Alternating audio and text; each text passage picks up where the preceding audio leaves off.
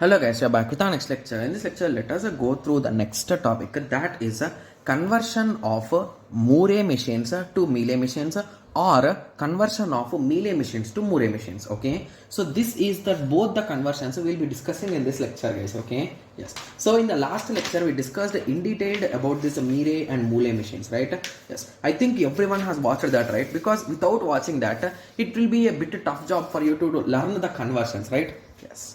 Okay, so if you haven't watched it, please go and watch it and come back here, guys. Okay, I'll be not going anywhere. You can just come and rewatch the video. Okay, yes. Okay, sorry for that joke. Okay, yes. So let us start. So assume that the given question is in a Moore machine. So I'll be drawing the same examples which are available in my book, guys. So that will be easy for you, right? Yes. Okay. So the given question is this, and very rarely we see a question from this Moore machines, guys. But there could be a question next year. Who knows? So that is the reason why please practice them, okay? Because they are in our syllabus. They might not be that much important, but they are in our syllabus, guys. I think so. I'm not sure 100%, but they are under finite automata and all those things. So they should be in the syllabus, okay? Yes. So the conversion of Moore to mealy machines will hardly take 30 seconds, guys. Got it? Yes. So these are that much easy, okay? Yes. So what is the difference between Moore and mealy, guys, in terms of appearance? So in terms of appearance, in Moore, inside circle we will write output, whereas in mealy, on arrow we will write output, right? Yes. So here it is inside circle. So what is our goal? To somehow convert this into on arrow, right? Yes. So basically, if Q0 is 0, what does it mean, guys? So whenever some state or some item comes to Q0, it should print 0, right? Yes. So indirectly that is nothing but implies A0. So what are the incoming edges to Q0? Just to make them 0, guys. So Q0. So draw it in the official way first, in the traditional way. B, A, and start symbol. So now observe, 0 is for Q0. So whoever are coming to Q0, place 0. That's it. So 0, 0. Whoever are coming to Q1, place 1. 1, 1. Conversion done. Got it? Yes. So this is the conversion of Moore to mealy. So I think now everyone is laughing, right? So is this a conversion, guys, to be clear? No, right?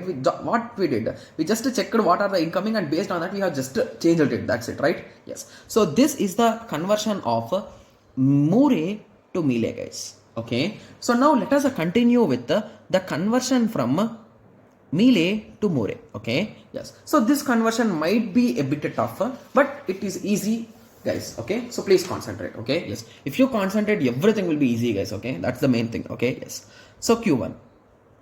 Okay, so if assume that 0 by 1, sorry, A by 1. Okay, B by 0. So I think in my book I have taken some big example. So the same example I am taking, guys. There is no change here. So 0 A by 1, B by 1. Similarly, A by 0. Okay, I don't know why did I write Q4 in between. Okay, yes. Anyway, let us continue. So here it is a B output 1. Here it is a A output 1. Here it is a B output 1. So now I think everyone got a clear idea, right? So what exactly is this? Yes. So the first step here is we are going to write down the official table for this particular thing. So we are having a present state, we are having a output, B output, state and output. State and output, right? Yes. So how many states we are having, guys? Q1, Q2, Q3 and Q4. So Q1, Q2, Q3 and Q4. Okay. So now let us start filling the table. Okay, so for Q1, if A is given, where I will go, guys? I will stay in Q1 with output 1, right? Yes. And similarly for B, where I will go? I will go to Q2 and the output is 0. When it comes to Q2, if the input is A, okay, yeah, if the input is A, I will go to Q4 and the output is 1. Here also it is Q4 and the output is 1.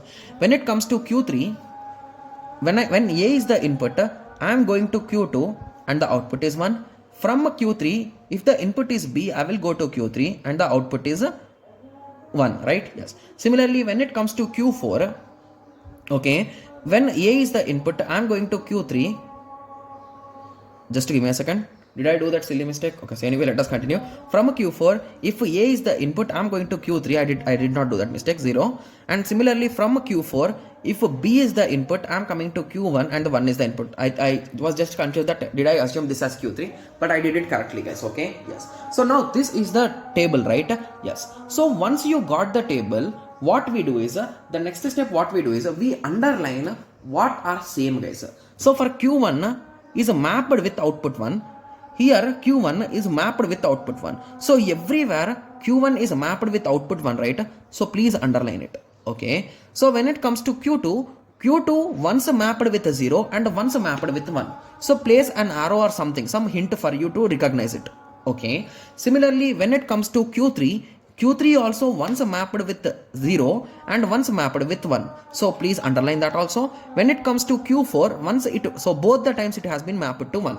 Okay, yes. So this is the only observation which we need, guys. Okay, so now based on this observation, we are going to rewrite the present state, the A output with B, and the final output which is for that state. Okay, so I know that the table might not fit here, so that is the reason why let me add it onto this table, guys, on this page, guys. Okay, yes, because I thought of turning the page but I have just forgot it. Okay, yes, sorry for that. So P, A and B and the output. Okay, so what are the states here? So observe carefully how I am writing, guys. So we are having a Q1. Okay, we are having a Q2, but Q2 is acting differently. So let us make a Q2 with output 0, Q2 with output 1. Similarly, Q3 with output 0, Q3 with output 1. Similarly, Q4. Got it? Yes. So now what has exactly happened here? So based on its behavior, we have created some more extra states here, right? Yes. Okay. So now when it comes to Q1, concentrate. So Q1. So on A, how it is acting, guys? So it is going to Q1 with output 1. So indirectly it is Q1 only, right? Yes. Or for easy understanding, you can convert this into Q11 and a Q41. Okay. Yes. So it will be Q11. So when it comes to here, it is a Q20. Okay, so keep the output silently for now. Okay, so keep the output in the same way dash for now. When it comes to Q20, okay, so it is going to Q41 and Q41 both the times, right? Yes, Q41, Q41. When it comes to Q30, it is going to Q21, Q31. Okay, similarly when it comes to Q31, it's acting the same. So Q21, Q31. When it comes to Q4, it is going to Q30, Q11. So now what is here we have wrote, just write it here, guys. So that's what output, right? So 1 0 1 0 1 0 1. So this is the output. So this is the exact diagram which you can, I think everyone can convert this into the diagram, right? For our particular Moore machine, right? Yes. So this is the final answer. Got it? Yes. So now in this lecture, what did we discuss, guys?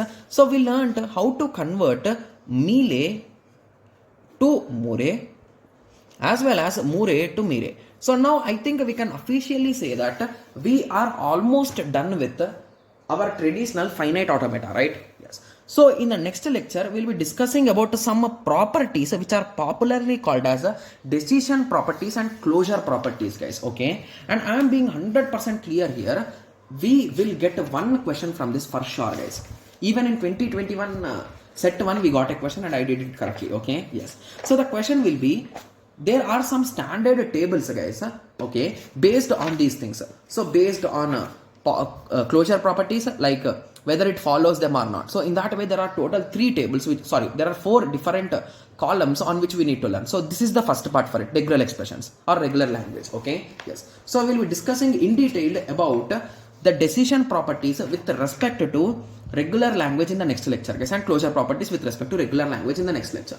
After that, we'll be discussing about pumping lemma method to say whether a particular language is regular or not, and after that, we'll be moving on to the push down automata, and after that, we'll be moving on to the Turing machine, and the subject will be done. Okay, yes. So in the next lecture, let us discuss about decision properties, and we'll be discussing about closure properties about regular language. Okay, yes. Okay, so let us meet in the next lecture. Thank you. Thanks for watching. Like, share and subscribe for more awesome videos like this. Thank you.